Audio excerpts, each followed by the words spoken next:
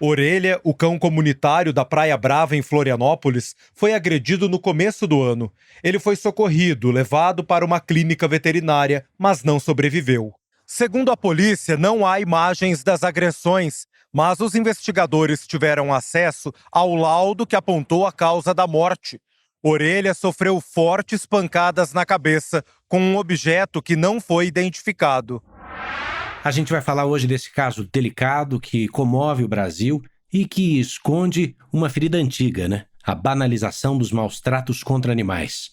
Mas passada a comoção fica a pergunta: quem é que paga por esse tipo de crime? Como proteger de fato os animais? É sobre isso que a gente conversa com a advogada especialista em direito animal e diretora jurídica do Fórum Nacional de Proteção e Defesa Animal, Ana Paula de Vasconcelos. A ideia é entender o que a lei diz, onde é que ela falha e como impedir que casos como esse se repitam. Não, doutora? Muito bem-vinda. Obrigada, é um prazer estar aqui com vocês, podendo contribuir um pouco com esse assunto tão delicado. Bem, doutora, casos como o do cachorro comunitário de nome Orelha, né, costumam gerar grande comoção, mas infelizmente passam um pouco rápido. Na sua avaliação, esse episódio é um ponto fora da curva ou ele revela uma violência cotidiana, silenciosa e muito mais disseminada contra animais do que a sociedade costuma enxergar, hein? A violência contra animais, ela infelizmente existe, né?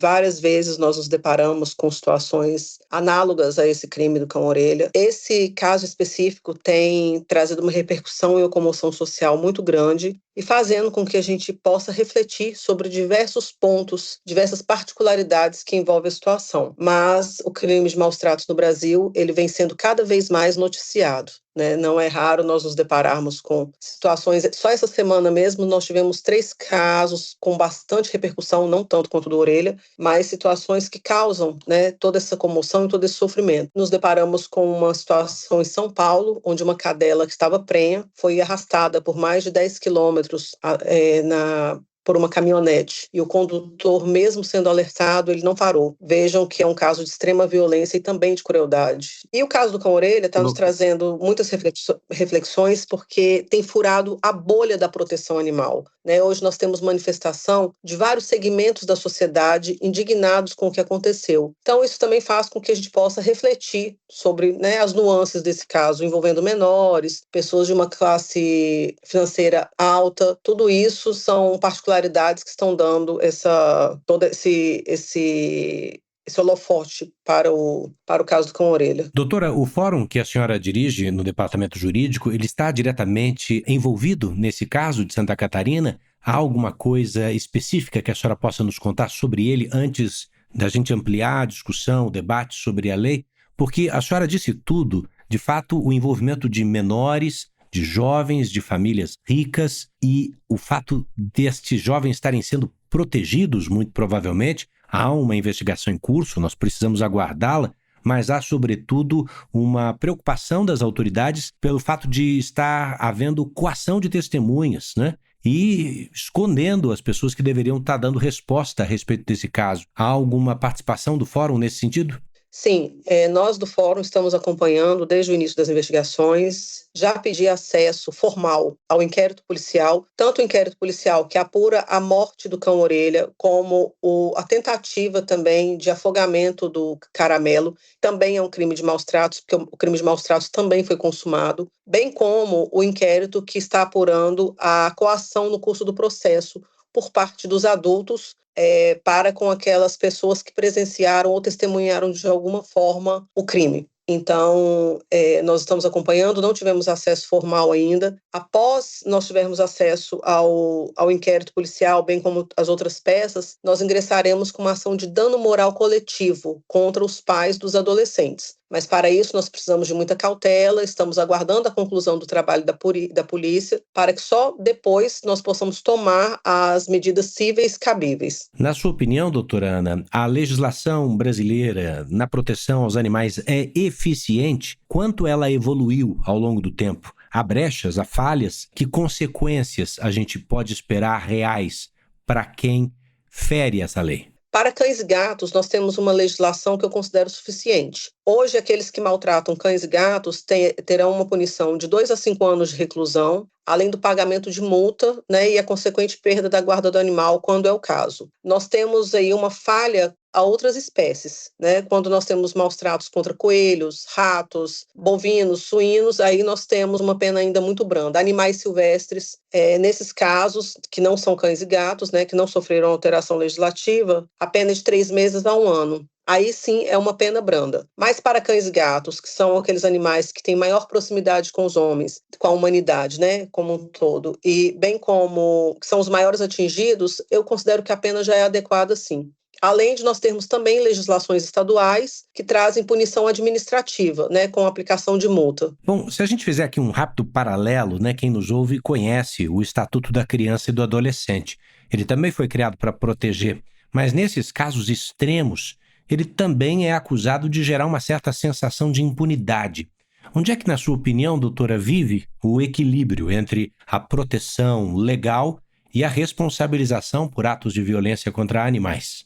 Quando se trata de adolescentes, nós temos que ter muita cautela, né? Uma vez que nós não temos uma punição, e sim medidas educativas, medidas pedagógicas, e seja para qualquer tipo de crime, não só para animais. Então, nesse caso em concreto, há uma interpretação literal de que não seria aplicado a pena de internação, uma vez o artigo fala expressamente em violência contra humanos. E se você for encarar a literalidade da lei, não se empregaria para animais. Porém, nós temos a particularidade da conduta reiterada desses adolescentes. Então, eles poderão sim ser internados, né, com uma internação aí de até 3 anos, que é o que prevê a legislação, em razão da conduta reiterada. Porque o que tem sido apurado até o momento é que não só, né, que já seria o bastante, houve a violência cruel, bárbara contra o cão-orelha, mas também teve a violência contra o caramelo e outras condutas dentro daquela região ali, onde, ao que me parece, tem um condomínio. Então, tem outros crimes análogos, por exemplo, a crimes contra a honra, depredação de patrimônio público. Então, em razão dessa somatória de atos infracionais, talvez seja possível que o Ministério Público peça a medida mais gravosa, que seria a internação desses adolescentes, e é o que nós esperamos, né? Porque são atos, assim, indescritíveis e que merecem uma punição e uma medida educativa à altura. Doutora, sobre esse caso do cãozinho conhecido como Orelha, lá em Santa Catarina, eu sei que é bem delicado, mas a senhora já pediu acesso à investigação, mas chegou a ver vídeos? Chegou a ver provas? Como é que a senhora descreve o que viu?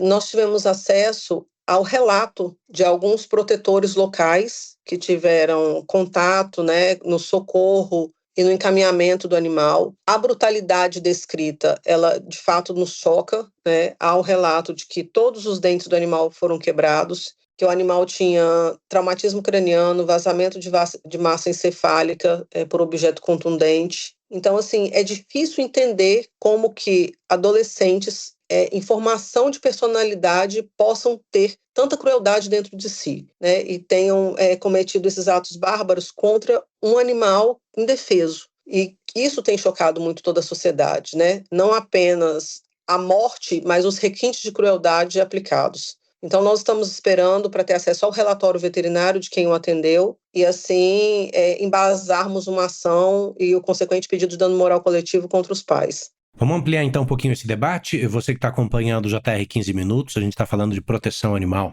Nesse caso específico, a investigação aponta para a tentativa de coação de testemunhas, né?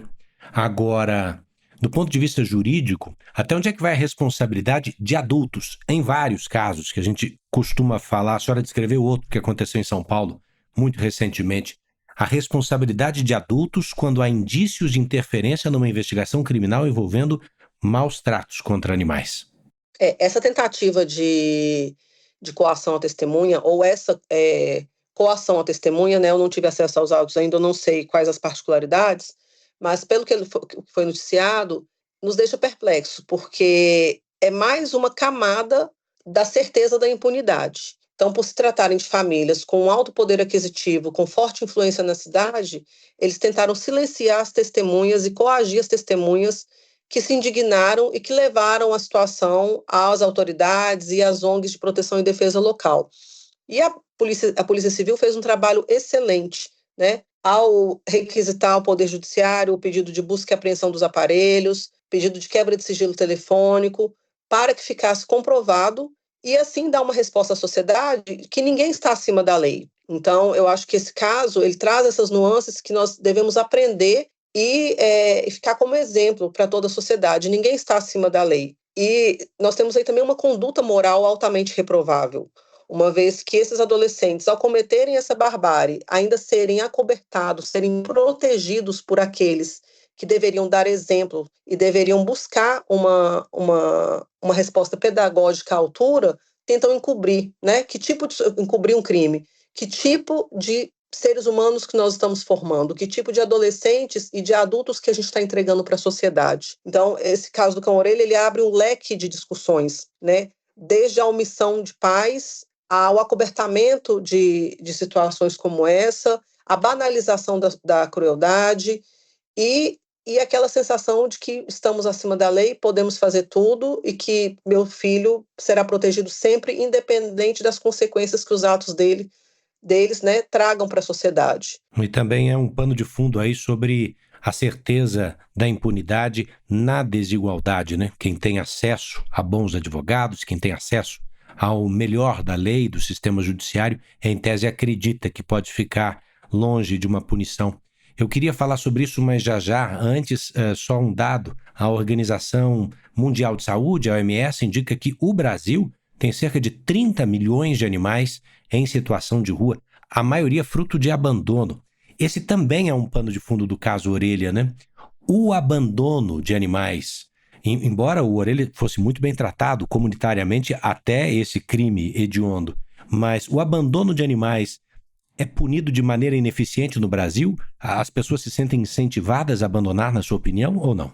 O que nós temos, Edu, é uma falta de políticas públicas adequadas para o controle populacional, né? O cão-orelha, assim como centenas e milhares de animais hoje que vivem nas ruas do Brasil, são fruto de pessoas irresponsáveis que acabam tendo animais e não castrando esses animais, seja por falta de recurso financeiro, seja mesmo por falta de conscientização, agregado ao poder público que se mostra omisso aí há muitos anos. Nós estamos caminhando a passos lentos nessa questão de controle populacional, e com isso nasce a figura do cão comunitário, que é o cachorro-orelha, o caramelo e tantos outros milhares que vivem nas ruas do Brasil. Então você veja que é um problema muito mais sério, porque nós temos um animal em situação de vulnerabilidade em razão da ausência de políticas públicas. A partir do momento que esse animal consegue um certo acolhimento de uma comunidade, de um grupo de protetores, ele ainda assim está exposto a esse tipo de maldade que nós nos deparamos. Então são muitas barreiras que um animal precisa transpor para conseguir sobreviver nas ruas do Brasil. Nós ainda temos uma cultura muito atrasada em relação ao respeito e à convivência harmônica dos animais que vivem nas ruas. E a partir desse caso, nós teremos uma oportunidade tremenda de discutir empatia e de jogar luz sobre os outros crimes que seguem acontecendo e que permanecem invisíveis na nossa sociedade. Por isso eu agradeço demais a Ana Paula de Vasconcelos, advogada especializada em direito animal e diretora jurídica do Fórum Nacional de Proteção e Defesa Animal. Doutora, obrigado. Muito obrigada. E assim terminamos a edição 1345 do podcast JR 15 Minutos, que você encontra sempre no portal r7.com ou que nem pão quentinho toda manhã na sua plataforma de streaming. A produção foi de David Bezerra, estagiárias Agatha Tavares, Bárbara Maiato e Mariana Picciarelli, sonoplastia de Bruna Franco, coordenação de conteúdo Deni Almeida, direção editorial de Tiago Contreira, vice-presidência de jornalismo Antônio Guerreiro. Eu sou Edu Ribeiro, agradeço a sua companhia e bora pra próxima.